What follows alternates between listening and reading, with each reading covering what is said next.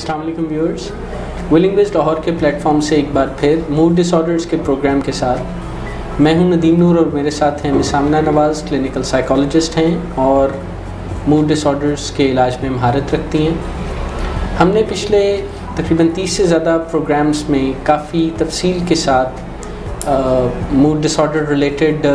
मसाइल को समझा है, इनसे क्या क्या मुश्किलात पैदा होती हैं, ट्रीटमेंट के हवाले से बात हुई, ट्रीटमेंट के डिफरेंट कंपोनेंट्स पर बात हुई। आज कुछ इस हवाले से मिस आमना, पहले तो वेलकम टू द शो और फिर इस हवाले से आपसे मैं जानना चाहूँगा कि मूड डिसऑर्डर्स को कैसे पहचाना जाए। जैसे शदीद सिम्टम्स का होना ही मूड डिसऑर्डर है या ज़िंदगी के नताइज या ज़िंदगी में जो रिज़ल्ट्स हैं उसके हवाले से भी कुछ ना कुछ प्रेडिक्शन या एक इंक्लिनेशन का पता लगता है जो किसी इंसान के अंदर मूड की ख़राबी के हवाले से हो सकती है। तो आज का शो यहाँ से स्टार्ट करते हैं कि मूड की ख़राबी को कैसे पहचाना जाए। जी, एक जो कॉमन पैटर्न है वो है एक्सट्रीम पे रहना। बेसिकली जो मूड प्रॉब्लम्स के साथ जो लोग होते हैं तो उनमें देखा गया है कि वो कुछ भी काम करते हैं, वो किसी भी मूड में होते हैं तो उस पे एक एक्सट्रीम पे चले जाते हैं। यानी अगर वो खुश हैं, बहुत ज़्यादा एक्साइटेड हैं तो वो उसमें भी कोई हदें नहीं, कोई बाउंड्रीज़ नहीं होती हैं, वो बहुत ज़्यादा सेलिब्रेट करना चाहते हैं अगर वो खुश हैं। अगर गम है तो उसमें भी वो बहुत ज़्यादा डेप्थ में जो है वो चले जाते हैं, बाज़-औक़ात ख़ुद को हार्म करने तक चले जाते हैं, अपनी ज़िंदगी को ख़त्म करने तक चले जाते हैं। कोई भी ऐसा सेल्फ डिस्ट्रक्टिव बिहेवियर है उसको की तरफ चले जाते हैं। अगर वो सैड हैं, गुस्सा है तो गुस्से में भी उनकी एज सच कोई बाउंड्री नहीं होती है, वो तमाम तर वैल्यू सिस्टम को भुला देते हैं मूड के इश्यूज़ के जो अफराद होते हैं। और अगर हम ये कहें कि लव्ड वंस पहचाने कैसे, फैमिली मेम्बर्स कैसे पहचाने अपने लव्ड वन को कि उनको मूड प्रॉब्लम्स है, तो उसमें एक निशानी तो ये है कि ऐसा शख्स एक्सट्रीम पे रहता है बहुत ज़्यादा। दूसरी चीज़ जो नज़र आती है क्लियरली कि ऐसे शख्स के मूड जो है वो उसके कंट्रोल में नहीं होते बल्कि उसका मूड उसको कंट्रोल कर रहा होता है। जैसे कि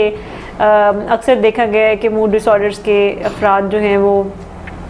बहुत ज़्यादा अपने मूड पे इस तरह से चल रहे होते हैं कि उनके मुंह पर अक्सर ये लफ्ज़ सुनने को मिलता है कि अभी मूड नहीं है, अभी दिल नहीं चाह रहा, आज दिल नहीं चाह रहा, आज नहीं जाना, आज ये फ़लाँ चीज़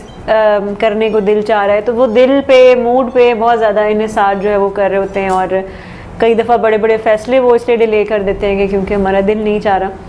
तो ये एक बहुत कॉमन पैटर्न है कि वो मूड पे बहुत ज़्यादा चल रहे होते हैं लेकिन मूड को कंट्रोल नहीं कर पा रहे होते।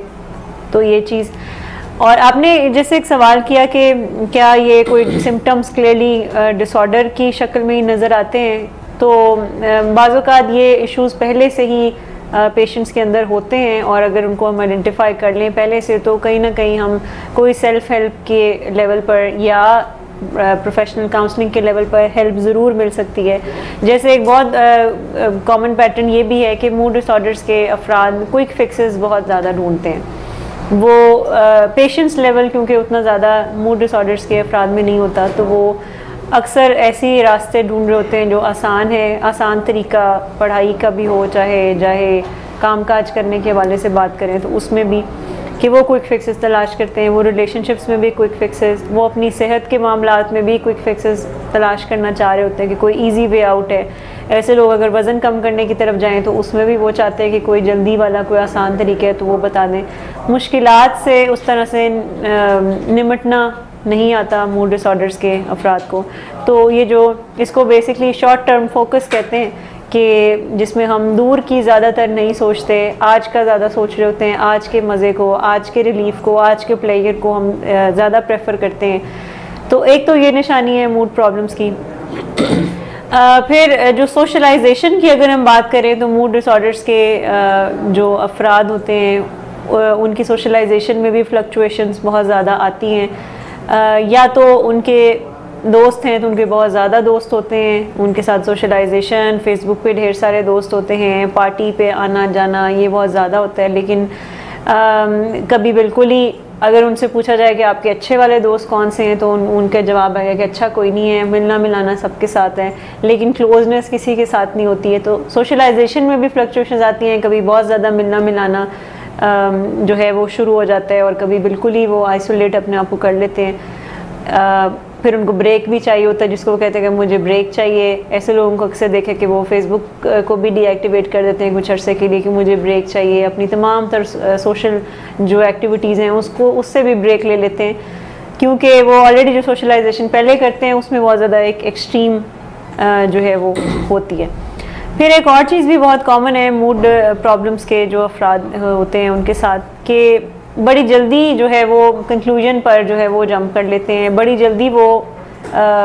फैसले इस मामले में ले लेते हैं कि लोगों के बारे में राय कायम करने में बाज़ औक़ात वो बहुत जल्दी करते हैं। और ज़्यादातर जो कॉमन पैटर्न है वो नेगेटिव राय का ज़्यादा है कि मनफी राय बड़ी जल्दी कायम कर लेते हैं, किसी एक गलती पर ही जो है वो राय कायम कर लेते हैं और फिर बार बार उसको याद भी करते हैं। मूड प्रॉब्लम्स जितनी भी हैं, चाहे वो बाइपोलर डिसऑर्डर हो, चाहे डिप्रेशन हो, या कोई पर्सनालिटी डिसऑर्डर हो, जैसे बॉर्डरलाइन पर्सनालिटी डिसऑर्डर एक बीमारी है, साइकेट्रिक इलनेस है, जिसमें ये बहुत कॉमन है कि नेगेटिव थॉट्स बहुत ज़्यादा आना, उनके बारे में सोचना, उनको याद करते रहना। अगर वो रिलेशनशिप्स में होते हैं तो उसमें भी उस रिलेशनशिप के हवाले से जो नेगेटिव बातें हैं वो ज़्यादा याद रखना, पॉजिटिव को निगेट कर देना। तो ये एक बहुत कॉमन जो है वो पैटर्न है। फिर सेल्फ हार्म का जो एलिमेंट है वो भी मूड डिसऑर्डर्स में बड़ा आम है। और सेल्फ हार्म सिर्फ यही नहीं होता कि जिसमें हम डायरेक्टली खुद को हार्म करें या रिस्ट लैश करें या कुछ इस तरह से। सेल्फ हार्म की मुख्तलिफ शक्लें हो सकती हैं। सेल्फ हार्म की शक्ल ये भी हो सकती है कि ढेर सारी स्लीपिंग पिल्स लेके सो जाना कि मुझे बस अभी मुझे रेस्ट चाहिए फ़िलहाल के लिए। सेल्फ हार्म की शक्ल ये भी हो सकती है कि ऐसे रिस्की बिहेवियर्स में इंडल्ज हो जाना जो कि नुकसानदेह हो सकते हैं ख़ुद के लिए भी और दूसरे के लिए भी, जैसे रैश ड्राइविंग, जैसे वन व्हीलिंग, ये तमाम, या कोई ऐसे एडवेंचर्स पे चले जाना जो कि रिस्की हो सकता है। तो ये मूड डिसऑर्डर्स के पेशेंट में बहुत कॉमन है ये वाला एलिमेंट के सेल्फ हार्म। और ये भी बहुत कॉमन है कि जिसमें डायरेक्टली ही अपने आप को मारने की कोशिश करना या चाहे एडवेंचरस वे में ही अपने आप को हार्म पहुंचाने की कोशिश करना, ये बहुत कॉमन है। कुछ लोग इवन ओवर ईटिंग से भी सेल्फ हार्म करते हैं। कुछ लोग इवन अपनी मेडिकेशन लेना छोड़ देते हैं। मूडी जो लोग होते हैं तो जो अगर किसी बीमारी की वजह से मेडिसिन मिल रही है तो उसको क्विट कर देना कि मैंने मेडिसिन नहीं खानी है। तो सेल्फ हार्म का एलिमेंट जो है वो भी मूड डिसऑर्डर्स में बहुत प्रिवेल करता है। और ये जो रवैये हैं ये कोई अचानक से नहीं आते कि अचानक से किसी में कोई ऐसे सिम्टम्स जो है वो पैदा हो गए, बल्कि ये टीन्स में ही नज़र आना शुरू हो जाते हैं कि घर वाले अक्सर ये चीज़ रिपोर्ट कर रहे होते हैं कि ये मूडी है, इसकी मर्ज़ी के ख़िलाफ़ जब कोई बात होती है तो ये जल्दी गुस्सा कर जाता है, इसको बात पसंद नहीं आती, इसको बस अपने तरीके से बात ही चाहिए होती है, या हर चीज़ में एक मनमानी चाहिए होती है, या हर चीज़ में इसको एक अपनी एक प्रायोरिटी वो चाह रहा होता है कि हर चीज़ में मुझे प्रायोरिटी में पहले रखा जाए। तो ये चीज़ें जो है वो शुरू से ही टीन्स में ही नज़र आना शुरू हो जाती हैं। एक और चीज़ बहुत कॉमन है मूड प्रॉब्लम्स में, वो ये कि बहुत ज़्यादा ओवर कॉन्फिडेंस होता है अपने ऊपर, अपनी स्ट्रेंथ्स के ऊपर कुछ ज़्यादा ही हम पेशेंट जो हैं वो ओवर एस्टिमेट कर रहे होते हैं। ओवर कॉन्फिडेंस की वजह से वो फिर कई दफ़ा ऐसे थ्रिल सीकिंग बिहेवियर्स में इन्वॉल्व होते हैं जो कि नुकसानदेह उनके लिए हो सकते हैं। और मूड डिसऑर्डर्स के जो अफराद होते हैं उनमें ये बड़ा कॉमन ये भी है कि वो ज़्यादा किसी की राय इतनी जल्दी लेते नहीं हैं, किसी के सजेशंस नहीं लेते ज़्यादा, और उनको यही कॉमन देखा गया है कि पेरेंट्स या जो बड़े अथॉरिटी फिगर्स हैं वो अक्सर समझा रहे होते हैं या मना रहे होते हैं या गाइड करने की कोशिश करते हैं, जिस पे जो मूड प्रॉब्लम्स के साथ अफराद होते हैं वो यूजुअली यही जवाब होता है कि मैं ज़्यादा बेहतर जानता हूँ अपने बारे में और मुझे गाइड ना किया जाए। फिर अथॉरिटी के साथ कॉन्फ्लिक्ट्स भी बहुत ज़्यादा देखने में आए हैं मूड इश्यूज़ के जो अफराद होते हैं उनके, कि कोई भी अथॉरिटी है वो चाहे घर पे है या चाहे वर्क प्लेस पे है, चाहे स्कूल या कॉलेज में, बिल्कुल चाहे एजुकेशनल सेटअप पे है, तो वो अथॉरिटी एज सच उसको कंप्लाई नहीं कर पाते उस तरह से, पूरी तौर पर उनको फॉलो नहीं कर पाते और अक्सर उनके साथ कॉन्फ्लिक्ट्स ही रहते हैं। पेरेंट्स के साथ भी ये कॉन्फ्लिक्ट्स रहते हैं कि वो मुझे समझते नहीं हैं या वो मेरी बात नहीं सुनते हैं, या अब मैं बड़ा हो गया हूँ तो मुझे उस तरह से मेरी राय को उतनी अहमियत नहीं देते हैं। तो फैमिली के साथ भी उनके इसी तरह के कॉन्फ्लिक्ट्स रहते हैं। ये भी देखा गया है कि यंग एज में ही, टीन्स में ही ऐसे बच्चे कहना शुरू हो जाते हैं कि ये जो मैं गलत घर में पैदा हो गया, यहाँ के रूल्स जो हैं वो अजीब हैं, या मैं एडजस्ट नहीं कर पाता, या ये लोग पुराने हो गए हैं, या आज के दौर को नहीं जानते। ये बहुत ज़्यादा कॉमन है। या मैं गलत घर में पैदा हो गया, या मैं गलत मुल्क में पैदा हो गया, वेस्ट में ऐसा नहीं है, यहाँ के रूल्स ख़राब हैं। तो ये क्वेश्चन करना, अथॉरिटी फिगर्स को क्वेश्चन करना, उनके सिस्टम को क्वेश्चन करना, ये बहुत कॉमन है मूड प्रॉब्लम्स में। आपने अभी मूड डिसऑर्डर के हवाले से बड़ी तफसील से इलामात के बारे में बात की है। यहाँ पर मेरे जहन में सवाल ये आता है कि अगर इस तरह से सोशल इंटरेक्शंस में मुश्किलात पेश आती हैं और वो गुस्से से, रिजेंटमेंट से भरे रहते हैं, तो क्या कभी होम रन अवे या छोटी छोटी बात पर घर छोड़ के जाने की धमकी देना या इस पर अमल ही कर लेना, क्या ये मामला भी मूड की ख़राबी का नतीजा होता है? बिल्कुल, जजमेंट इम्पेयर होती है। बेसिकली मूड इश्यूज़ जिनके साथ होते हैं वो उस तरह से जजमेंट क्लियरली नहीं कर पाते अपने जो भी बिहेवियर्स हैं उनके कॉन्सिक्वेंसेस के बारे में, कि हम जो भी कदम उठाएंगे उसके जो अंजाम है वो बुरा भी हो सकता है। क्योंकि जैसे मैंने बात की कि ओवर कॉन्फिडेंस होता है बहुत ज़्यादा अपनी एबिलिटीज़ पे, अपनी स्किल्स पे,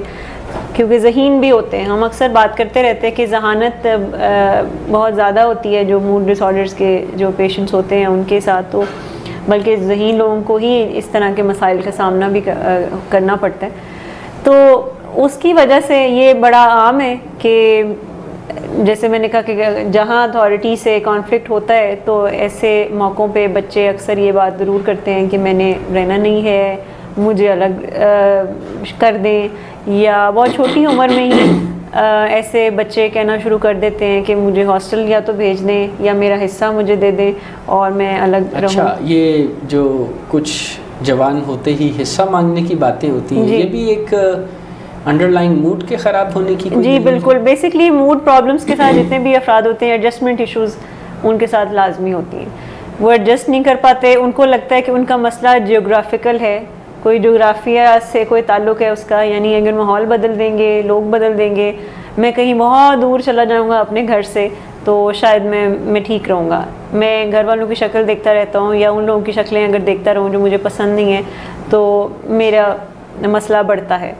तो ये पीछे बहुत कॉमन है मूड प्रॉब्लम्स के साथ जो अफराद होते हैं। तो ये इस रीज़न की वजह से वो अक्सर ये कह रहे होते हैं कि बस मुझे अलग कर दे, मेरा हिस्सा दे दे और मैं इंडिपेंडेंट ज़िंदगी गुजारना चाहता हूँ और मैं ज़्यादा खुश रह सकता हूँ अगर मैं इंडिपेंडेंट हूँ, मैं अकेला हूँ, मैं आप लोगों से दूर हूँ। तो ये वजह होती है कि जिसमें रनअवे की टेंडेंसीज़ भी आती हैं जब हिस्सा नहीं मिलता है या जब कुछ अपनी बात मनवानी होती है या जब कोई नाराज़गी होती है, तो उसमें ये एक ऐसा फ़ैसला कर बैठते हैं मूड प्रॉब्लम्स के अफराद के जिसमें वो घर से चले जाना, किसी दोस्त के घर रह लेना या कुछ अरसे कुछ घंटों के लिए बाहर चले जाना और पीछे घर वाले ढूंढते रहते हैं, परेशान होते रहते हैं, फ़ोन करते रहते हैं।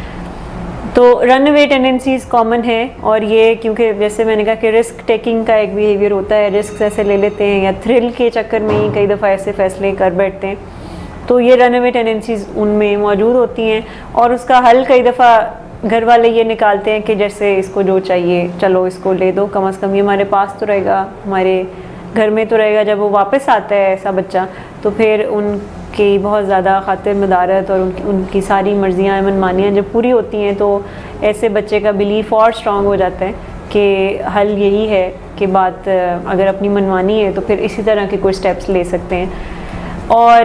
कई दफ़ा इसका नुकसान ये भी होता है कि जब यही ऐसे बच्चे जब मज़ीद प्रैक्टिकल ज़िंदगी में जाते हैं तो उसमें भी वो ऐसे ही कोई क्विक फिक्सेस तलाश कर रहे होते हैं कि हम फिर अगर ऐसे ही कोई धमकियाँ कोई थोड़ी बहुत दें तो शायद ऐसे ही बात मानी जाती है, तो उनकी फिर प्रैक्टिकल लाइफ में एडजस्टमेंट और भी मुश्किल हो जाती है। यानी एडजस्टमेंट इश्यूज़ या लोगों के साथ निभा ना कर सकना जी एक ख़राब या अनमैनेज्ड मूड की बाकायदा अंडरस्टूड निशानी है। बिल्कुल। क्या ऐसे लोगों में रिएक्शन का एलिमेंट भी पाया जाता है, जैसे भड़क उठता जी, छोटी सी बात पर झगड़े पर आमादा हो जाना, या छोटी सी बात पर कता ताल्लुक़ पर आमादा हो जाना, या छोटी बात पर जिस पे आज और अभी सोचने की ज़रूरत तो है, फ़िक्र करने की ज़रूरत तो है, लेकिन फ़ौरी तौर पर कोई बड़ा सा फ़ैसला लेने की ज़रूरत नहीं। तो क्या ऐसी सूरत हाल जब नज़र आती है अफेक्टेड लोगों में, तो क्या वो ये भी एक मामला होता है कि वो बहुत रिएक्टिव होते हैं, वो छोटी से छोटी बात पर एक बड़ा सा कोई क्राइसिस क्रिएट कर देते हैं? जी बिल्कुल, रिएक्शन के ही अकॉर्डिंग चल रहे होते हैं मूड इश्यूज़ के जो अफराद होते हैं, कि ज़्यादातर कोई अपने ख़ुद से बनाया हुआ कोई डिज़ाइन करदा कोई बिहेवियर वो नहीं फॉलो करते, बल्कि जैसे मैंने कहा कि बिलीफ ही उनका ये होता है कि प्रॉब्लम हमारे साथ नहीं है, हमारे मूड के साथ नहीं है, हम अपने मूड को बड़े अच्छे से मैनेज कर सकते हैं, शर्त ये है कि लोग हमारे साथ ठीक ठीक रहें। और वो ऐसे अफराद बड़ी जल्दी प्रोवोक हो जाते हैं, बात कई दफ़ा छोटी होती है लेकिन वो बहुत ज़्यादा उसको जो है वो अपने जहन में बहुत ज़्यादा बड़ा इंटरप्रेट कर रहे होते हैं, और फिर उसके अकॉर्डिंग जो है वो रिएक्ट भी करते हैं, और ख़ुद से कोई सोचे समझे प्लान्स कम बनते हैं, जबकि रिएक्टिव डिसीजंस ज़्यादा होते हैं, यानी ऐसे डिसीजंस जो कि इमरजेंसी में लिए गए हों, अचानक ले लिए गए हों, किसी ख़ास मूड की हालत में ले लिए गए हों, किसी गुस्से की हालत में, ज़्यादातर ऐसे फ़ैसले जो है वो ले लिए जाते हैं। तो उन्हीं में से ऐसे फ़ैसले होते हैं जैसे कि कोई रिश्ता ख़त्म करना, जैसे नौकरी छोड़ देना, जैसे घर छोड़ देना, जैसे अपनी ज़िंदगी ख़त्म करने की कोशिश करना, या जैसे अब अपने बात मनवाने के लिए कोई ऐसे कदम लेना जो कि अपने लिए नुकसान हो, या फिर कई दफ़ा ये भी बहुत कॉमन है कि किसी और को कुछ पॉइंट प्रूव करने के लिए अपने पाँव पे कुल्हाड़ी मार देना, जैसे ड्रग्स का इस्तेमाल करना या अपने आप को हार्म करने के कुछ ऐसे जो है वो एक्शंस लेना। तो ये बहुत कॉमन है। मैं अगर आपको एक और बात भी बताऊं तो मूड इश्यूज़ में ये जो मैं जब एक्सट्रीम की बात करती हूँ कि एक्सट्रीम पे बहुत ज़्यादा रहते हैं, तो उसमें ऐसे अफराद जब रिलेशनशिप्स में जाते हैं, मैं रोमांटिक रिलेशनशिप्स की अगर बात करूँ तो उसमें भी वो बहुत ज़्यादा एक्सट्रीम पे जाने के हवाले से अगर मैं बात करूँ तो बहुत ज़्यादा एक्सट्रीम पे जाते हैं। जैसे किसी के लिए या तो बहुत ज़्यादा जो है वो कुछ कर जाने का इरादा रखना, या फिर अगर कोई हल्की फुल्की भी लड़ाई हुई है तो उसमें भी कोई एक्सट्रीम स्टेप लेना, जैसे रिश्ता ही ख़त्म कर देना। तो ये भी बहुत कॉमन है, और एक लव हेट रिलेशनशिप ऐसे अफराद में ज़्यादा पाया जाता है जिनके साथ मूड डिसऑर्डर्स का मसला हो या कोई मूड डिस्टर्बेंसेस ही हो। तो ऐसे लोगों के रिलेशनशिप्स भी लव हेट का शिकार होते हैं, यानी नफ़रत भी और मोहब्बत भी एक ही शख्स के साथ जो है वो एक ही टाइम पर हो रही होती है। तो एडिक्शंस जितनी भी हैं, जितनी भी, चाहे वो केमिकल एडिक्शन है, चाहे वो नॉन केमिकल एडिक्शन है, ये भी मूड डिसऑर्डर्स में बहुत ज़्यादा कॉमन है। चाहे वो ड्रग एडिक्शन ना भी हो, लेकिन किसी भी तरह की नॉन केमिकल एडिक्शंस भी बहुत कॉमन है। बिल्कुल, और उसकी रीज़न भी ये है कि क्योंकि मूड प्रॉब्लम्स इनके साथ होती हैं, तो मूड को क्विक फिक्सेस के तौर पर जो रिलीफ देते हैं, तो वो ऐसी चीज़ों में ज़्यादा इंडल्ज होते हैं जो थोड़ी देर के लिए उनको मज़ा देते हैं और उनको बेहतर फील होता है। और बहुत कॉमन है मूड प्रॉब्लम्स के साथ जो लोग होते हैं वो ओवर ईटिंग का, फूड एडिक्शन का शिकार होते हैं, वो कोई शॉपिंग एडिक्शन का शिकार होते हैं, वो स्क्रीन एडिक्शंस का, किसी गेमिंग का या इस तरह गैम्बलिंग का की एडिक्शन का शिकार होते हैं, वो रिलेशनशिप एडिक्शन या लव एडिक्शन का शिकार होते हैं। तो ये बहुत कॉमन है मूड डिसऑर्डर्स में कि किसी ना किसी तरह की या किसी ना किसी लेवल की एडिक्शंस पाई जाती हैं मूड डिसऑर्डर्स के। और कोई भी ये जो अगर ड्रग एडिक्शन की बात करें तो ड्रग एडिक्शन से पहले कहीं ना कहीं मूड प्रॉब्लम्स ज़रूर होते हैं, जिसकी वजह से कोई नशे की तरफ जाता है या किसी और एडिक्शन की तरफ जाता है। यानी बग़ैर किसी वजह के कोई भी एडिक्शन की तरफ नहीं जा सकता, और वो वजह बेसिकली इंटरनल होती है, वो वजह एक्सटर्नल नहीं होती है। अपेरेंटली ये लग रहा होता है कि कोई एक्सटर्नल रीज़न है, पेशेंट को खुद भी लग रहा होता है कि कोई एक्सटर्नल रीज़न की वजह से मैं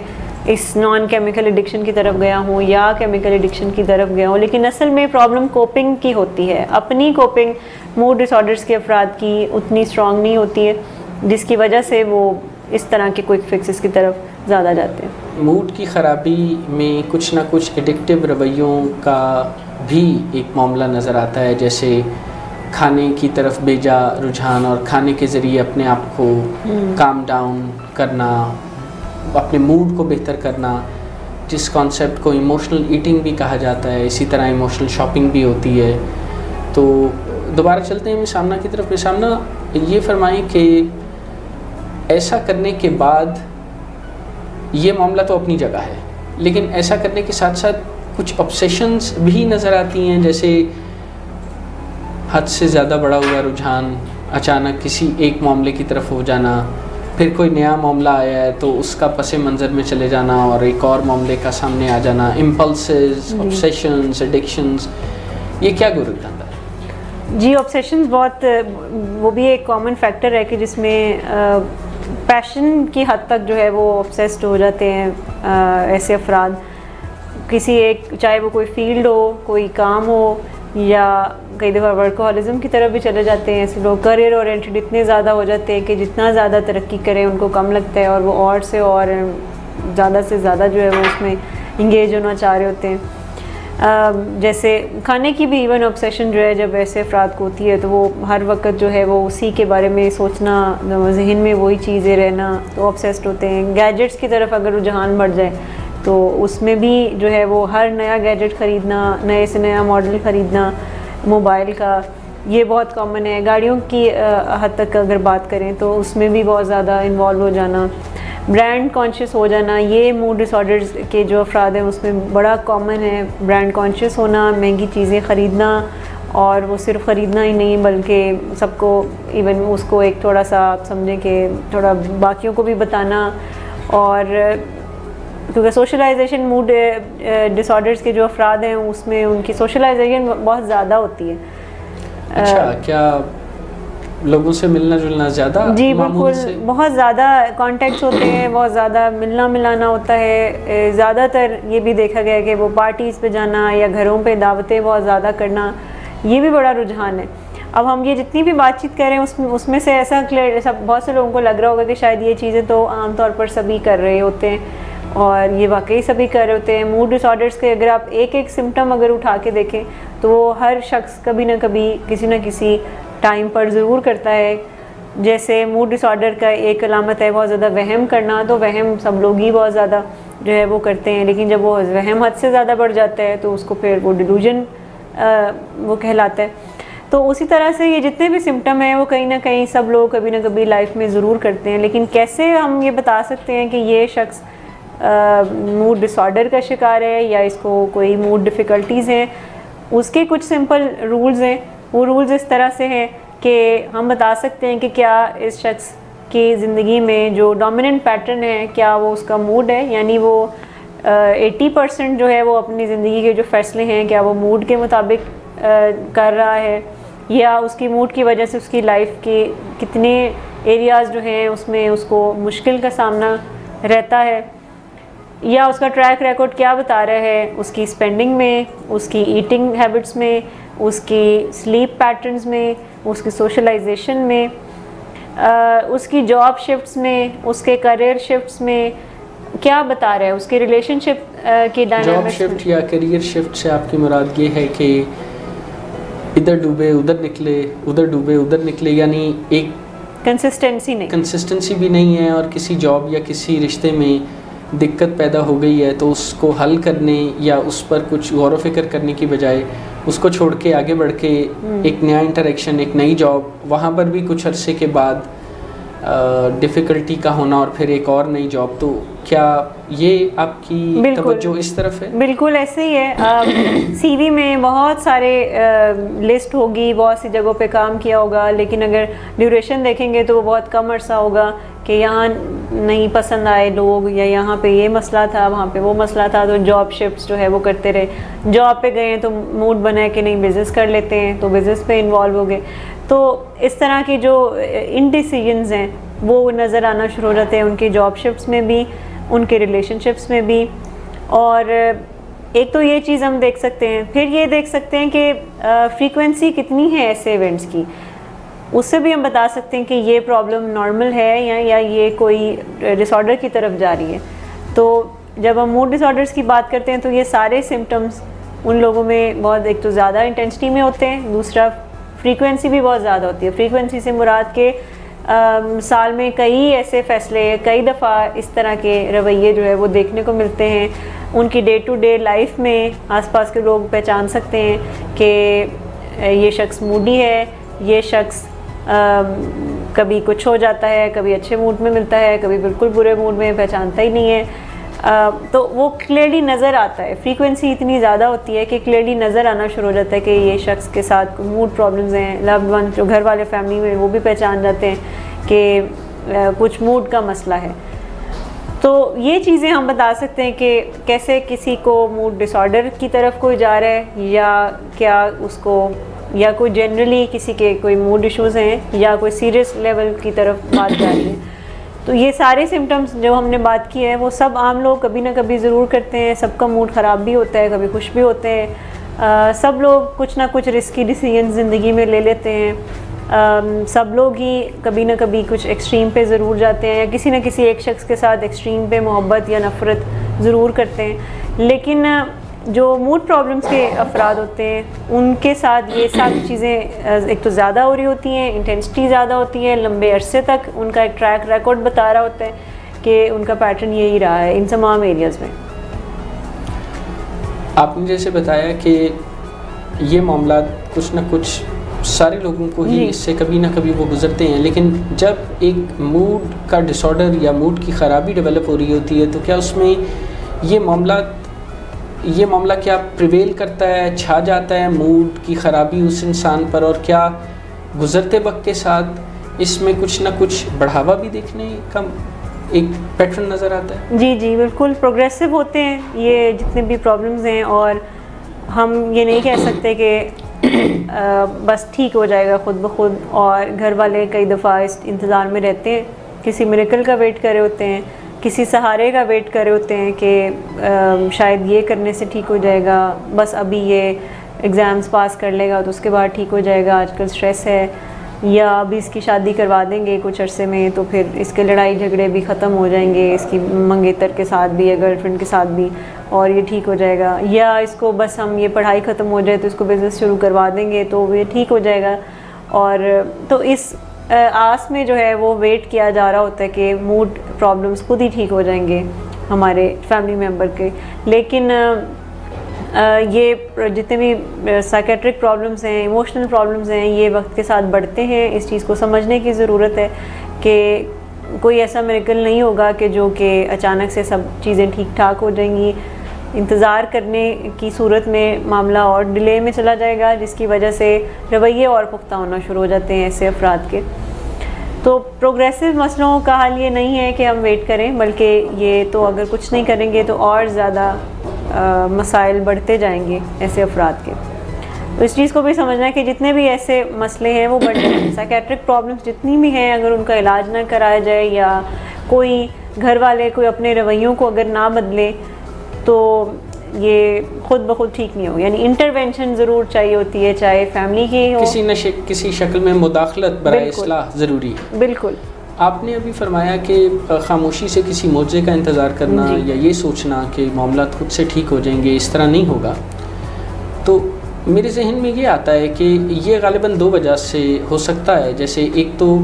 घर वालों का दिल अपने प्यारे में ये मामला देख के कुछ आसानी से एक्सेप्ट नहीं करता, और वो अपने दिल को राज़ी करने के लिए ऐसी बातें सोचते हैं कि नहीं है, इतना भी कुछ नहीं बिगड़ा, क्या हो गया है, दूसरे लोग भी ऐसा करते हैं, खुद ही ठीक हो जाएगा। दूसरा, ऐसे लोग डिफ़िकल्ट टू अप्रोच भी तो होते हैं, उनसे बात करना ज़रा मुश्किल होता है। बात की भी जाए तो वो गुस्से से या ताने से या ब्लेम से या सख्ती से डाइवर्ट भी अटेंशन को करते हैं। तो क्या ज़हीन लोगों के इस मसले में उनके साथ बातचीत के हवाले से कुछ स्किल सीखने की ज़रूरत भी होती है कि उनसे बात अब कैसे की जाए, क्योंकि वो ख़ुद तो आमादा नहीं है, ख़ुद तो वो सफ़र कर रहे हैं और उन्हें ख़ुद भी अपनी सफ़रिंग के बारे में क्लैरिटी के साथ नहीं पता। जी बिल्कुल, ज़हीन लोगों के साथ बात करना मुश्किल इसलिए भी होता है क्योंकि उनके पास बहुत सारे दलाइल होते हैं, वो लॉजिक के साथ बात करते हैं और चुप करा देते हैं। और घर वालों के लिए मुश्किल इसलिए होता है क्योंकि उनकी जज्बाती बहुत ज़्यादा वो जज्बाती लगाव होता है ऐसे शख्स के साथ, तो एक एक लफ्ज़ जो है वो उनको काफ़ी चुभ रहा होता है कि अगर कभी ऐसे शख्स के साथ कोई बात करने घर वाला जाता है और वो आगे से गुस्सा करता है या ताना देता है या कोई ऐसी बात करता है जो थोड़ी सार्कास्टिक हो, जो बुरी लगने वाली हो, हर्ट करने वाली हो, तो फिर फैमिली मेम्बर्स इतने हर्ट हो जाते हैं कि वो फिर उस पेन से बचने के लिए वो कहते हैं इससे बात ही ना की जाए क्योंकि ये हमें हर्ट करता है। तो मुश्किल इसलिए होता है क्योंकि हम जज्बाती होते हैं, मुश्किल इसलिए होता है क्योंकि हम चाह रहे होते हैं कि वो हमारी बात मान ले और वो मान नहीं रहा होता, वो बल्कि उल्टा और ज़्यादा लॉजिक दे के तो अपना पॉइंट प्रूफ कर रहा होता है। तो स्किल तो डेफिनेटली सीखने की ज़रूरत है और ज़्यादातर ऐसे ही अफराद के साथ मुश्किल होती है बातचीत करने की जो बहुत ज़्यादा करीबी हों, यानी जिनके साथ हमारी इमोशनल अटैचमेंट बहुत ज़्यादा है, उनके साथ बात करना और भी मुश्किल होता है क्योंकि एब्जॉर्ब कर रहे होते हैं उनकी एक एक चीज़ को, जज्ब कर रहे होते हैं उनके इवन जेस्चर्स को, उनके इवन आई कांटेक्ट वो मेंटेन करते हैं या नहीं करते हैं, इस चीज़ को भी हम एब्जॉर्ब कर रहे होते हैं बहुत ज़्यादा। तो ये एक स्किल है, ये जो बातचीत करने की स्किल है, ये सीखने की ज़रूरत होती है। और जब फैमिलीज़ आती हैं हमारे पास तो उनको इस हवाले से भी डेफिनेटली ट्रेनिंग मिलती है कि बात कैसे करनी है, क्योंकि चुप रहना, इंतज़ार करना, खामोश रहना, पेशेंट को उसके हाल पे छोड़ देना कोई हल नहीं है, बल्कि उसकी बेस्ट हेल्प अगर हम दे सकते हैं ऐसे पेशेंट को तो वो उससे बात करना है और हक सच की बात करना, जायज़ बात करना और अपने जो अपना स्टांस है उसको ज़रूर कन्वे करना पेशेंट तक, ये बेस्ट हेल्प हो सकती है जो हम अपने किसी लव्ड वन को दे सकते हैं। सामना हम इस मौजू पर मज़ीद इंशाल्लाह अगले प्रोग्राम में बात करेंगे। इंटरवेंशन के हवाले से बात होगी, मुदाखलत पर बात होगी, कुछ ना कुछ डिजीज़ कॉन्सेप्ट के हवाले से भी बात करेंगे। मूड डिसऑर्डर्स के प्रोग्राम का वक्त ख़त्म हुआ चाहता है और इस वक्त हम वक्त की कमी की वजह से अपने प्रोग्राम को रैप अप कर रहे हैं। इंशाल्लाह अगले बुध 5 से 6 बजे के दरमियान दोबारा हाज़िर होंगे। अपना ख्याल रखिए।